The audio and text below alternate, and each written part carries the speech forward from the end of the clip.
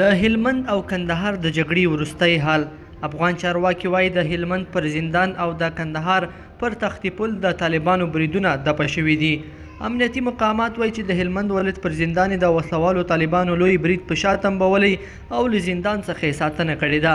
په لښکرګاه ښار کې د دننه د هلمند پر عمومي زندان تېره ورځ ناوخته وسلوالو طالبانو ډله ییز برید وکړ چې د چارواکو په وینا زندان افغان ځواکونو ساتلی. په هلمند کې د 215 قلي اردو ویان ډګرمن عبدالقدیر بهادرزي د دوشنبې په ورځ امریکا غږ ته وویل چې د زندان پر حمله کوونکو وسلوالو طالبانو هوایي بریدونه شوي چې په ترڅ کې 38 تنه وسلوال طالبان وژل شوي او جسدونه یې اوس هم په سیمه کې پراته دي. ده وویل تېره شپه لسګونو وسلوالو طالبانو د لښکرګاه پر زندان ډله ییز برید وکړ چې د ځمکنیو او هوایي قواو په غبرګون کې 38 وسلوال طالبان وژل شوي او 2 تنه نورې ټپیان دي.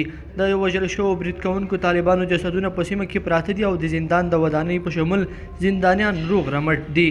بل خواته د لښکرګاه ښار اوسیدونکي وایي چې جګړه د مهال د ښار د منار چوک، هیلی چوک او د قلعه کهنه یا زړې کلا په سیمو کې دوام لري.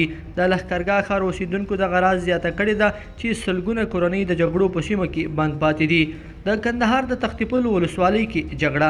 د کندهار امنیتي مقامات بیا وایي چې په تخته پل ولسوالۍ کې په تېره شپه کې په وسلوالو طالبانو هوایي بریدونه شوي چې په ترڅ کې 15 وسلوال طالبان وژل شوي دي.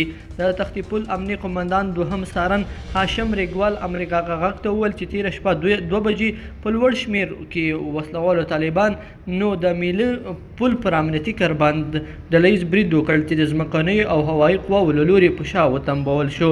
ده وویل د سپین بولدک او نورو سیمو څخه وسلوال طالبان راټول شوي وو او د میل پلو پر امنیتي کمربند یې برید وکړ چې موږ مقاومت وکړ او هوایي مرسته هم راورسېده چې په پایله کې برید وځپول شو او 15 وسلوال طالبان ووژل شول او موږ ته 3 حامي ټانګونه هم په لاس راغلي دي. لیدونکو په دې هیله چې دا مطلب به مو تر پایه لیدلی وي. که مو دغه ویډیو خوښه شوې ویډیو لایک کړئ او چینل سبسکرایب کړئ. تر بیا ښه وخت.